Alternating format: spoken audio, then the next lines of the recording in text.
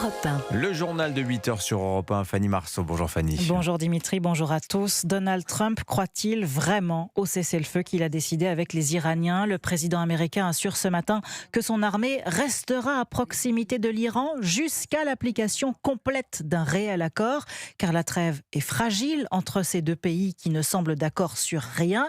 Et la tâche du vice-président américain J.D. Vance, qui se rend samedi au Pakistan pour mener les négociations, promet d'être ardue, car l'administration Trump a déjà rejeté plusieurs exigences iraniennes, Wilfried de Villers. Oui, il n'y aura plus d'enrichissement d'uranium en Iran, affirme le président américain. Le nucléaire, sujet central et surtout très sensible des négociations, comme l'explique le chercheur David Rigoulé-Rose. C'est l'hydrogène pour les Américains. Sinon, l'opération qui a été lancée n'a aucun sens. C'est le fond du problème avec le balistique. Pour les Américains, encore plus le nucléaire que le balistique. On voit pas très bien comment il pourrait y avoir un compromis là-dessus. Les États-Unis réclament le stock de 440 kilos d'uranium enrichi qui serait enfoui quelque part en Iran, sans quoi le cessez-le-feu pourrait voler en éclats. Les discussions porteront aussi sur le détroit d'Ormuz.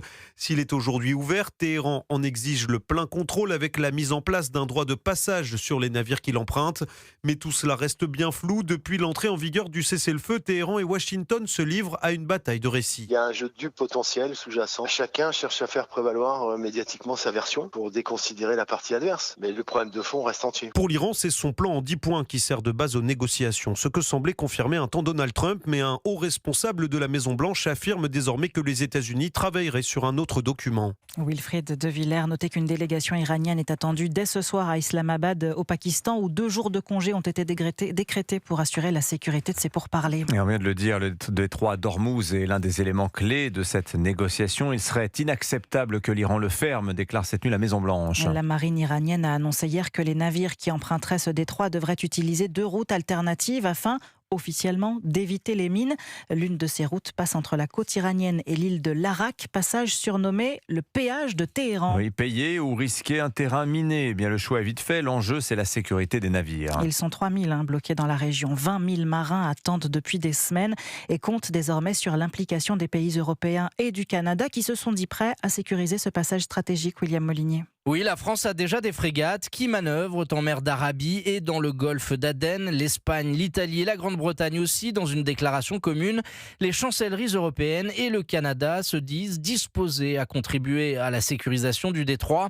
En temps normal, une centaine de navires traversent ce détroit quotidiennement. Il faudra au moins une quinzaine de jours pour évacuer les 3000 bateaux bloqués en doublant ce cadencement, d'autant que les Iraniens veulent conserver la maîtrise du passage. Téhéran demande $1 par baril de pétrole passant dans le détroit, payable en crypto-monnaie.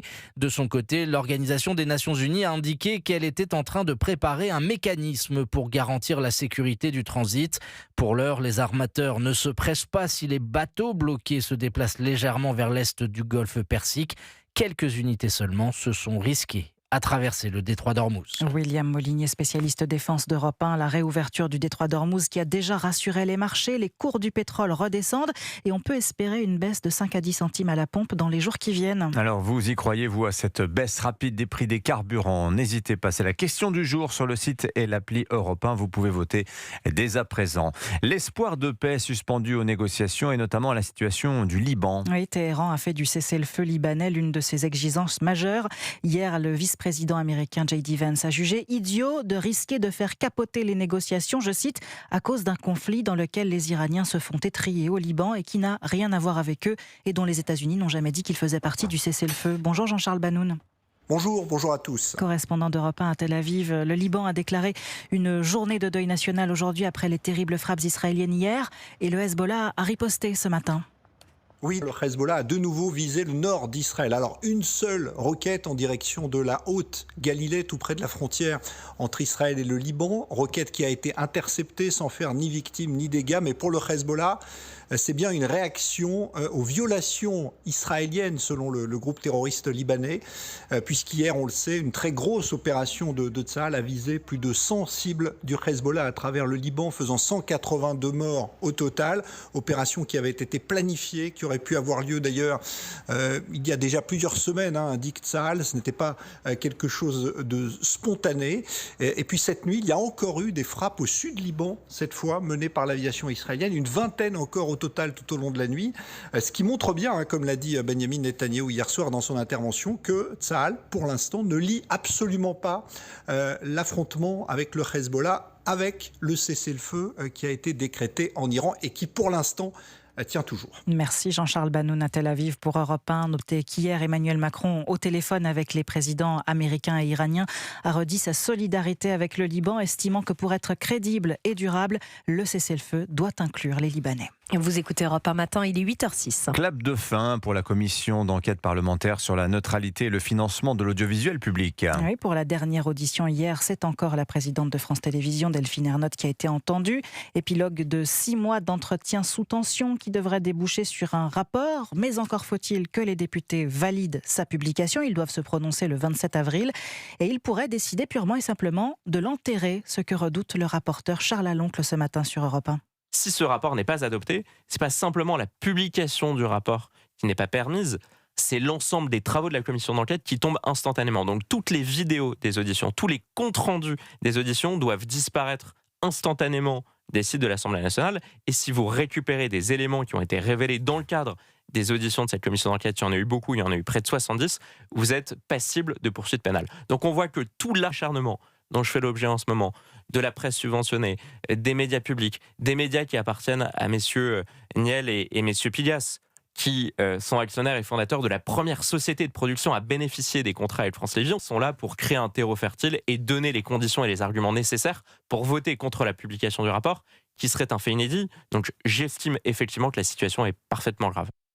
Charles Aloncle, l'invité d'Europe 1 matin, interview à retrouver sur le site et l'appli Europe 1. Et les beaux jours sont là. Europe 1 vous emmène prendre un bol d'air marin à Cherbourg. Ça va nous faire du bien. On va à la Cité de la Mer pour découvrir l'exposition Astérix et la mer, ou l'importance des voyages maritimes dans les albums des irréductibles gaulois. Embarquement immédiat, Sébastien Bordenave. La mer qu'on voit danser dans les albums d'Astérix n'est pas le fruit du hasard. Où dois-je faire évoluer mes personnages, demande le dessinateur Uderzo à son ami scénariste Goscinny. N'importe où, pourvu qu'ils soient en bordure de mer, ça me permettra de les faire voyager plus facilement. Non, les Gaulois. Sur 41 albums, 15 font de la mer un personnage central. Il faudra attendre le 4e pour voir Astérix et Obélix faire du bateau-stop pour récupérer un assurance Tourix kidnappé. Parfois c'est un petit Nice-Marseille dans le Tour de Gaulle, parfois une grande traversée dans l'album du même nom. Alors à quoi ressemblaient vraiment les bateaux gaulois? Le village d'Astérix est-il en Bretagne ou en Normandie? Et est-ce que les Gaulois pratiquaient le commerce maritime? L'expo, comme dans la BD, offre un mélange souriant de connaissances historiques et géographiques sur le thème. Goscinny avait une relation particulière avec l'océan et pour cause, c'est pendant une croisière en mer du Nord qu'il va rencontrer son épouse. Ils auront beau temps jusqu'à la fin de sa vie. Nous fêterons le centenaire de Goscinny cet été. Sébastien Bordenave, Astérix et la mer à la Cité de la Mer de Cherbourg, c'est jusqu'au 31 mai. Ils auront beau temps jusqu'à la fin de leur vie. C'est magnifique, quel Quel poète, ce Sébastien Bordenave, on l'embrasse. Merci beaucoup Fanny Marceau, c'était votre journal.